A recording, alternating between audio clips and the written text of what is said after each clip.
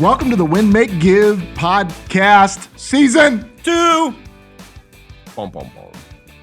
That was like a little bit of subdued excitement from Bob Stewart. But Chad, like always, Chad showed up big for season 2 of Win, Make, Give. Ladies and gentlemen, this is Ben Kinney, joined with the two gentlemen I've already mentioned, so we will not be redundant. Chad, what are we studying in season 2? Ben, season 2 is all about winning. Winning, hashtag winning, Yes. winners, won. All the winning First ways place, you can not say it. second place. Yes. Leather medals, participation medals, Bob Stewart. No, we don't do those. We are studying winners, the people, men and women who have won, And the companies. the companies who have won in present day and in history. We also study losers Yes. because every great winner was also a Loser. That's right. And the present company is not excluded. I can't think of a room full of more losers than the room I'm in today, ladies and right. gentlemen. That might be the nicest thing you've said to Bob all week. Yeah, like Babe Ruth. Babe Ruth struck out more than he ever hit home runs, and he's still a legend. And ladies and gentlemen, Bob Stewart and Chad Hyams, they are very much legends in their own minds. Last episode, we dug into the psychological effects of losing, the physical effects of losing, and a short multi-step plan on what to do when you lose. Yes. How do you know the difference between losing and have lost, Yes. right? Now, today, Chad Hyams, we are going to talk about The benefits of losing, Ben. What? Yes. So you're saying I should like set out to lose?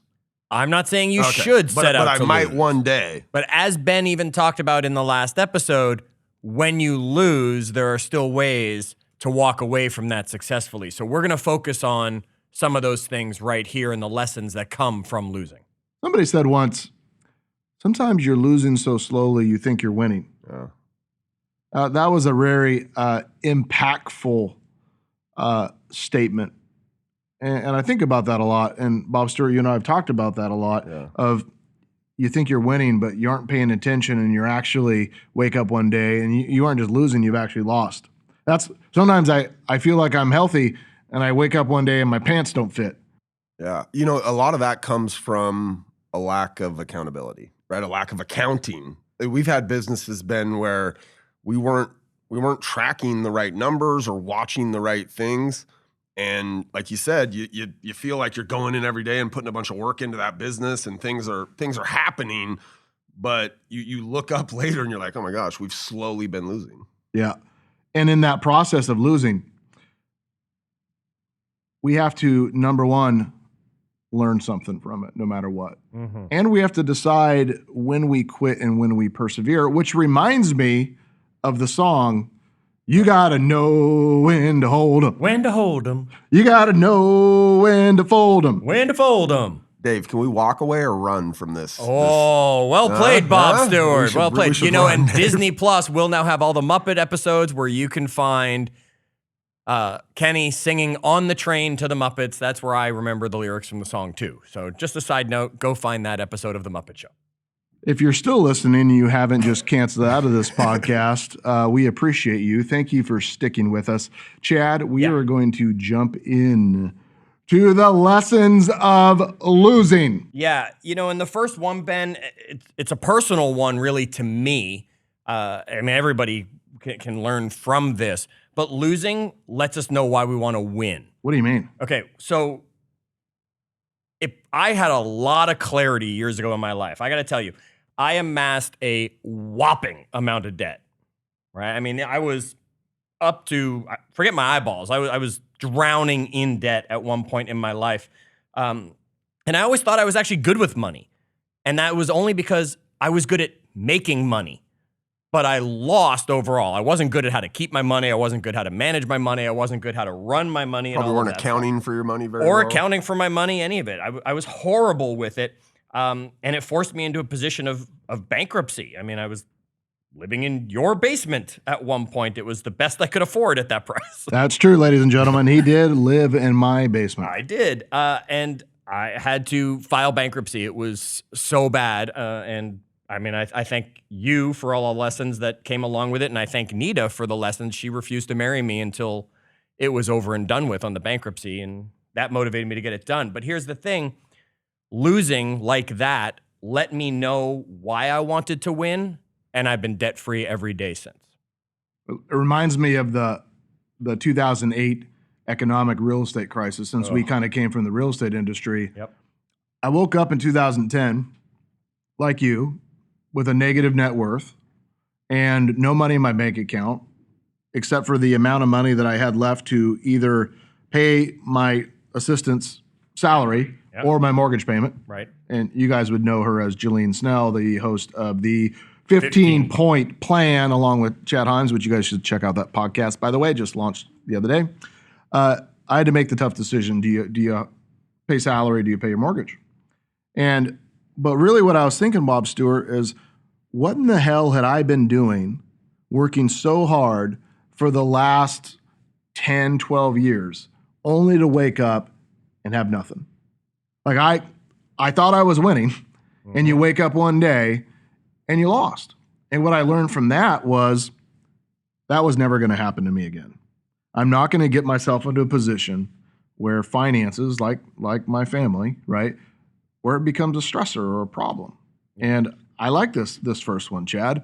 Losing lets us know why we want to win.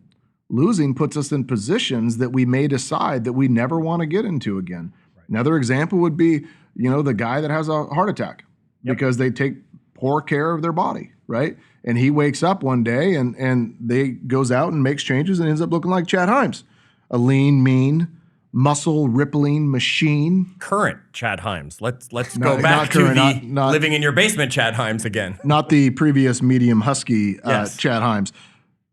But it gives you a reason. I was reading last weekend, Man's Search for Meaning. Mm-hmm. Yeah, by Viktor Frankl, which everybody should read this book multiple times. It starts off, Victor is a psychiatrist, a doctor, but the first part of the book is going through the years of his life that he spent in Auschwitz. Right. Is that the correct way to pronounce it? Auschwitz. In a concentration camp. And the stories he tells are horrific. But he learned through that experience that he truly wanted to live. He found meaning in his life. Well, in the book, he also talks about his job as a psychiatrist, and he meets with people often that are depressed or suicidal. And at one point he said, "Bob, why don't you just kill yourself?" And these people come in there and depressed and say, "I'm suicidal, I'm depressed." And he just flat out looks at them and says, "Well, why don't you do it?" And most often they come back with an answer like, "Well, I wouldn't do that to my wife," or "I wouldn't do that to my kids," or "My kids depend on me," or "There's things that I still want to do in life." And he uses that to pinpoint and says, no matter how low you are, no matter how much you feel like you've been losing, to kind of bring it back to our episode, you do have purpose. Always. You just identified it, that those children or that thing you wanted to do or that thing that you haven't accomplished. Yep. And I think that's important in this journey of lessons we can learn from losing. Another one is, why do you want to win? What do you want to accomplish still in your life or in your business or in your relationships? Let's go to another one, Chad. Okay. Number 2, it's losing helps us overcome fear. Bob, you were talking about this one with me before the episode as we were planning these out and kind of laying these out.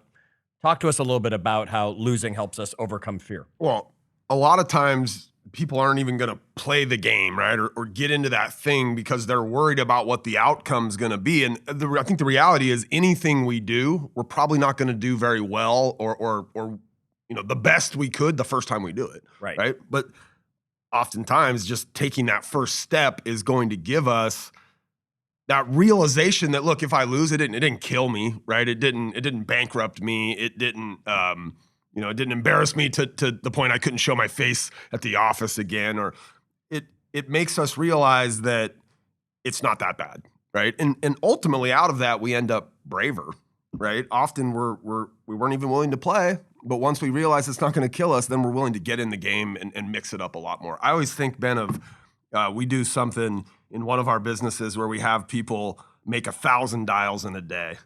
and we know that when they make 1,000 dials in the day, they're going to get rejected, sometimes viciously, right? For many of those 1,000 calls, right? 90% of those calls might end up being rejections, maybe even higher. But the reason we do it is because when they get done, they go, well, that wasn't too bad, right? I can go hit the standard daily now, which is much less than that, because I know that it's not going to kill me, right? I can do it. Yeah, Even though there's a bunch of losses in there. You go call through 1,000 people in a day, you're going to get 998 FUs, go to hells, don't ever call me again, those sort of things. But you realize that you can endure it. I love that. All of the gentlemen in the room here, Chad and Bob and myself, we've spoken, we're not professional speakers by any means, but we've spoken in really large stages, 5,000, 10,000 people types of rooms. But what most people wouldn't know is the first time we did those things, for me, I remember I was sitting in my very first real estate office meeting, and they called on me to introduce myself, like, hey, stand up and introduce yourself. And I stood up in front of this room of probably 30 people who were not intimidating. They were super kind and welcoming in every way. And I was literally shaking, nervous, trying to say, my name is Ben, and I used to be a cable guy. And it was so difficult. I was scared. Yeah. And I left that situation with the feeling of that is not going to happen to me again. That pisses me off. So the next meeting, I rose my hand and I stood up and I said something. It was a little bit easier. Over time, I said, can I speak for 10 minutes and share something or teach something? And then over time, I remember the first time, Bob, that you and I did a live event together. It wasn't like a warm-up. There was 300 to 500 people in a room where you and I had to do it for 8 hours straight and talk to individuals. We got over it. Yeah. By the 30th city that we did together, we frickin' got over it. It's funny, out of that first big event, and for me, that was the first time I'd gone from same with you, rooms of 30 to 50 to that room, and I think there was 450 people in that room that day. And at the end of that, you came over and we kind of had, hey, how do you think it went? And I said, actually, I thought it went pretty well. I don't know. And you said, next time, and we were going to have one of these 2 weeks later, you said, next time, you're going to give me $1 for every He's like, you said a million times today. And that was my loss out of that. I'm like, I thought I'd done pretty good, but, I'm not me, right? You're watching it. And you said, listen, the content. Just slow your brain down a second, right? But really focus on that, because it almost makes it feel like you don't know the content. But that was a little loss in there that forced me to turn around and say, look, I can do this. Like, I'm over the fear of it, because even in that scenario for me, I was shaky. I mean, that's a lot of people to be in front Which of. brings us to another lesson from losing, which is losing creates growth. And Bob, what you're talking about is that it wasn't that you didn't do good, is that you and I could do better yeah. by perfecting how we speak and what we say and in what order we do it in. And, we mastered the PowerPoint presentation, not because we needed it, but because it kept us on track time-wise, and it kept the content consistent so we could modify it and improve it. It wasn't always improv. But, Chad, losing creates growth. Talk to us about that. Yeah, well, okay, Ben, so I'm going to go health again on you guys, as I often do, because we understand that muscles grow because we've pushed them to the point of failure and we've torn the fibers and without getting scientific on it, right? But we push our muscles to a point of loss. And that's how we actually create growth, as they repair themselves and they'll grow back stronger. So same thing on everything that we do, right? We push ourselves to a loss. We can analyze what the breakdown was, what we got right, what we got wrong, what we took away from it. And then before we know it, we're able to fix those things. And now we're stronger next time out, able to figure out what's the next thing that we're breaking as we're performing, presenting, growing, buying into whatever it is. You're saying that building muscle is not really building muscle. Building muscle is actually healing torn muscles. Correct. Right? Yep. I love that. Scientifically, that is the truth. You said a word in there, Chad. We analyze what went right and what went wrong, which is interesting, because in the last episode where we were talking about like what happens when we lose, we talked about how we rationalize that loss. Yep. And that's different than analyzing it, right? Like when we rationalize it, we're kind of placing the blame. We're looking for a reason why. Analyzing would say, okay, like let's look at that reason why, and then let's do something about it, right? Like, what's the plan that we're going to put in place to actually have growth, right? Yeah. For Ben, it was something as simple as making me, you have to give him $1 every time I said right? Correct. Or even just becoming aware of it's enough. sometimes. There are other speakers that I've sat there and I've tracked for them when they have their go-to phrase and stuff, and they'll come down and say, hey, I didn't say it the whole time. It's like, actually, you said it like 87 times, right? And they're like, wait, and now they become more aware of it. So it's always analyzing, right? Whether it's a race that we're running, because sports analogies are always so easy when it comes to winning and losing. Whether it's a business that failed, because Ben's built some amazing businesses. They weren't all amazing businesses, right? There has been failure that he's been able to learn from and turn into. We've been talking about buying stocks. Okay, how do we learn? Not every stock we buy is a win, but do we analyze why we pulled the trigger? Were we emotional on it? Were we whatever it was? Now we can figure out what research we didn't do for the win that we're going to take from that loss. Ben, I look at our one of our main software businesses and kind of what happened to us in February and March as the pandemic was hitting. We were taking some losses, right? Like we had, I don't know what it was, 20% of our client base cancel in the course of 2 or 3 days. Like we were taking some serious losses, but we immediately started to analyze like, okay, right? We had to start analyzing our cost structure of our business. We had to start analyzing what we were paying people. Like, and then we had to determine how did we get here, right? What are we doing right? What are we doing wrong? But there was a lot that we learned out of that loss. And I think all of us in this company, in that particular company, would say today, we're in a much better position because of that loss. Yeah, we had profit for the first time in that particular company. We doubled our size, but only because we got our butts kicked in February and March. That created that. You know, it's an important thing about losing is when we look at winners, which we'll study a lot of them, you notice all the things they won at, and you forget all the things that they lost. Right. Winston Churchill's a great example of somebody who got his butt kicked many, many times and screwed up very often and lost a lot of things, but still won the greatest war in history. Right. And one of the most famous people that would go along with it, and I won't even tell you who it is, you'll figure this out really quickly, right? Failed in business, then was defeated for the legislator, then failed again in another business opportunity, had a nervous breakdown, was defeated in an election, defeated running for Congress, defeated again running for Congress, defeated again running for Congress, defeated for the Senate, defeated attempting to be the vice president, defeated again for the Senate, and then finally was elected president. And that would be Abraham Lincoln. What a loser. Exactly. Yeah. And one of the most celebrated people in our history probably would have been one of the greatest losers that ever came across this country. Here's a quote. I've missed more than 9,000 shots in my career. I've lost almost 300 games. 26 times I've been trusted to take the game-winning shot and missed. I've failed over and over and over again in my life. That's Michael Jordan. Michael Jordan had 25 game-winning shots that he made in his entire career. He missed 26. He actually had the ball in his hands at the end of the game 51 times, and more than half of those times he missed the shot. And he's still today, most people would consider him the greatest basketball player of all time. That's an episode on its own right there, right? For sure. You know, we've had some software companies and other businesses we built that have been really successful that people would look up and say those are really huge, big businesses. But what you wouldn't hear about would be a company that I built called Blosser. Mm-hmm. You know why you wouldn't hear about it? It was because it failed. I spent $1 million and then threw it away. It just didn't survive. It was bad execution, bad plan, my inexperience, whatever it was, and I lost. And it hurt. Yet it led one domino closer to the next thing that we built, which was Brivity. And I even think, out of that, Ben, we learned a bunch, right? Like one of our developers that worked on that project is kind of a major piece in what we do today. And a lot of the data elements that we learned about in working with Blosser is stuff that we've applied to our business today. You can salvage things from some of your biggest losses, which might be a lesson in itself. Chad, go ahead. I was going to say one more loss in a different category that, many of us are going to have the opportunity to say that we've had this loss. I've been married before, right? And I learned lots of lessons from that loss, which created growth, which now have created for me a much stronger relationship now that I'm in because of the lessons learned from it. I'm going to challenge every one of our audience members to just stop for a second and think about the biggest loss in your life and what you learned from it.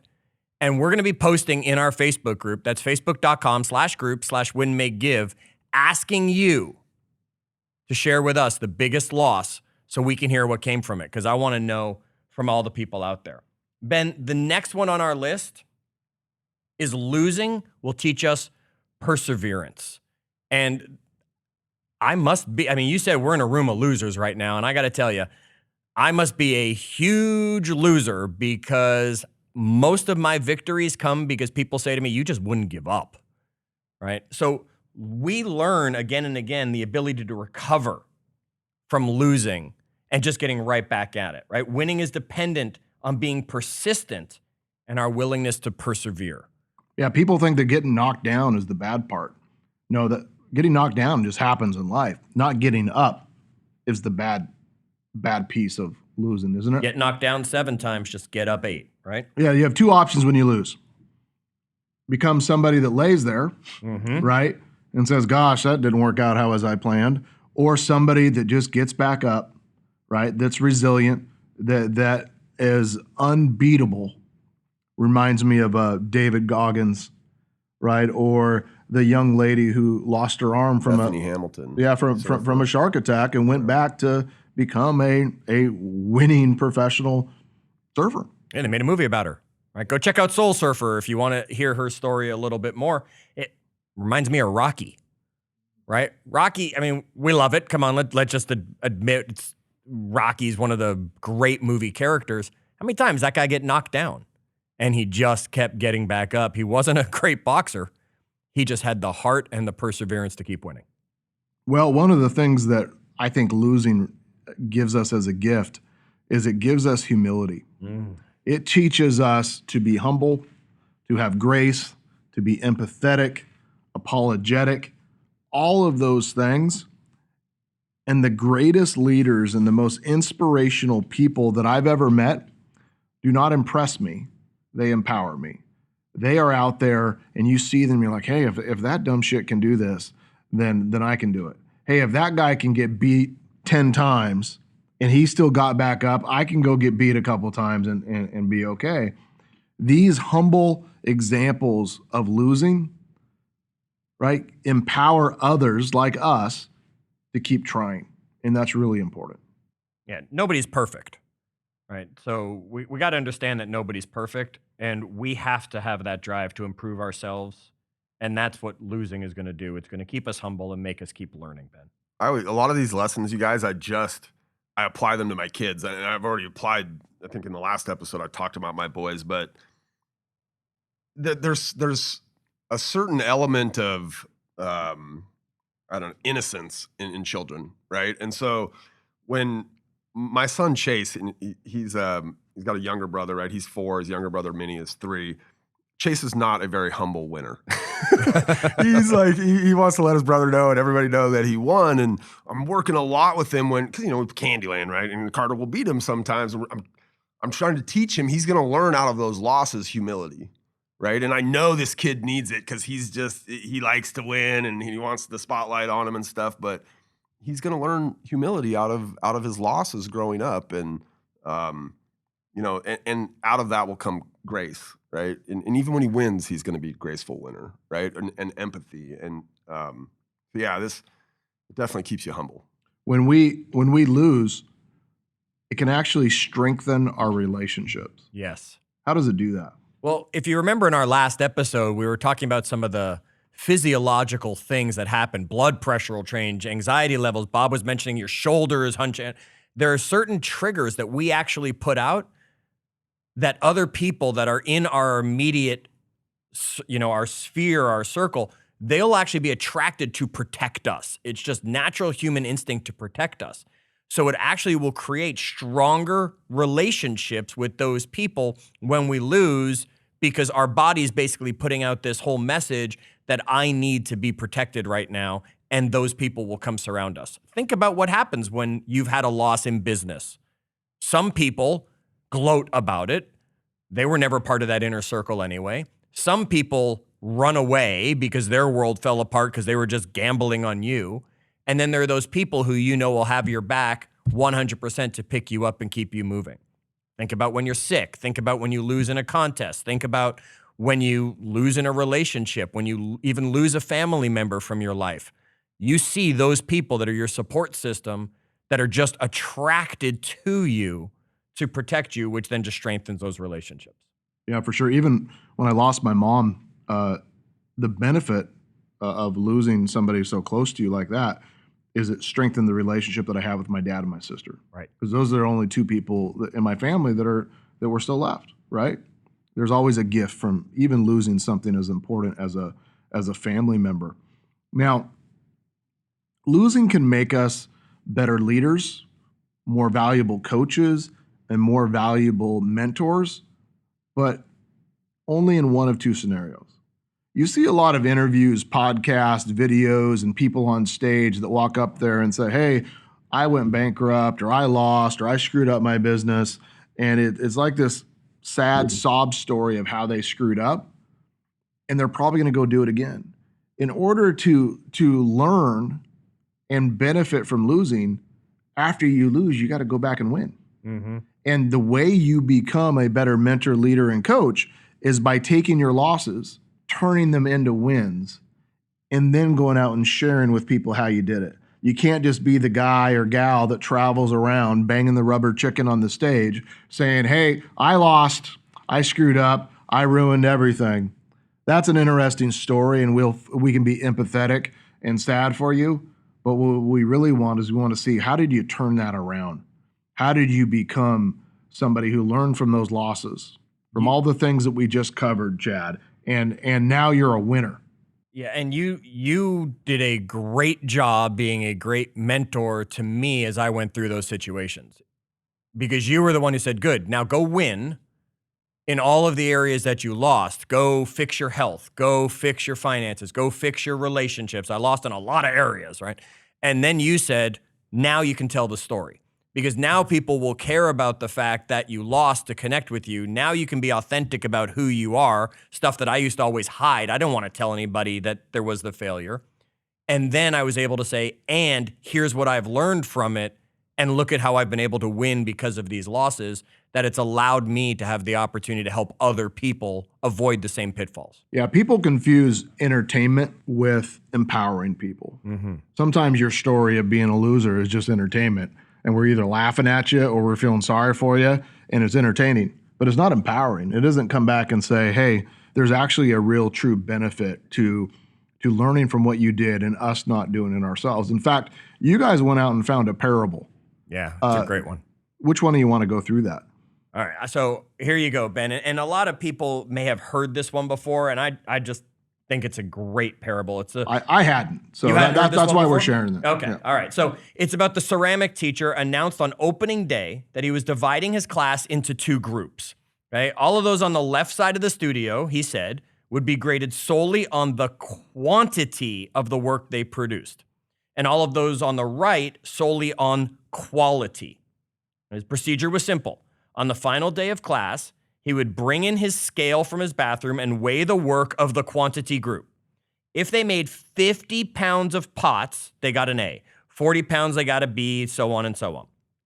Those that were graded on quality, however, they needed to produce one pot. That was it.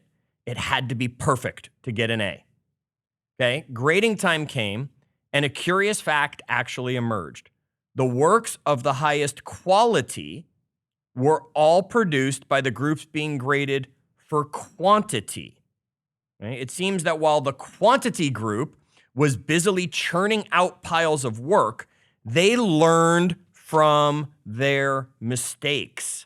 So their pots got better and better, while the quality group had sat theorizing about how to be perfect.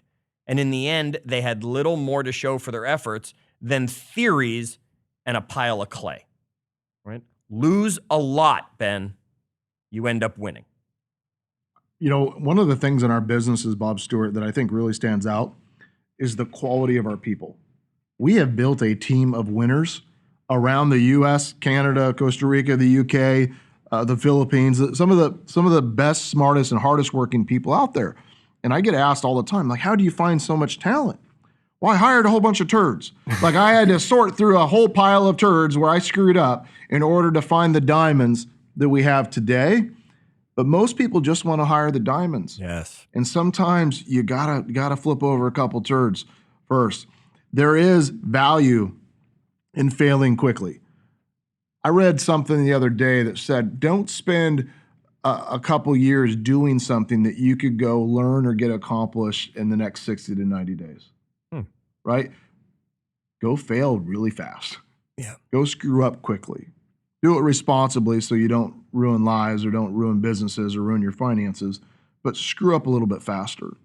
I heard somebody say once, I was at an event and someone had just hired somebody, Ben, and your little mention there triggered this. They said to one of their mentors, they said, this person I just hired, 1 in a million. And in a heartbeat, their mentor turned to them and said, show me the paperwork from the other 999,000, right? We're all looking for that one. You're right. If they had truly hired or gone through 1 million people, okay, they would have found that diamond in the rough. We're not guessing and getting the diamond on the first shot. In business, this would be hiring, right? In the military, there's roughly 400,000 people that are in the Navy, and let's say there's roughly 4,000 that are active SEALs. If it takes the Navy 400,000 to find 4,000 SEALs, why are we going to be any different? We have, and it took them 4 million people to get 400,000 quality servicemen and women to go do that, right? There's just a ratio that it takes to be successful. We hope that you learned a lot from our lessons of losing and from the first couple episodes when we talked about winning and what does winning feel like and how do we become winners. As we go further on into the Win, Make, Give series, season 2, we're going to study more winners, more companies, historical, and interview some of the greatest winners of all time. And we hope that you're super excited as much as we are. Chad, how do we end this potty? Ben, I'm so excited about it because not only are we going to study winners, people, companies, we're going to be having you lead us through some of the ways to win with our time, win with our money, win with the people we surround ourselves with. This is just going to be one heck of a season of winning. So everybody, get ready for it. In the meanwhile, make sure you have joined us on Facebook, facebook.com/group/winmakegive. I warned you already, we're going to ask for your biggest loss and the lesson you learned from it with this episode. Come in there and share it. Be open, be authentic to our group. Let's hear from you. And invite a friend to come join you for that conversation and share this episode with them. Until our next episode, remember, do good.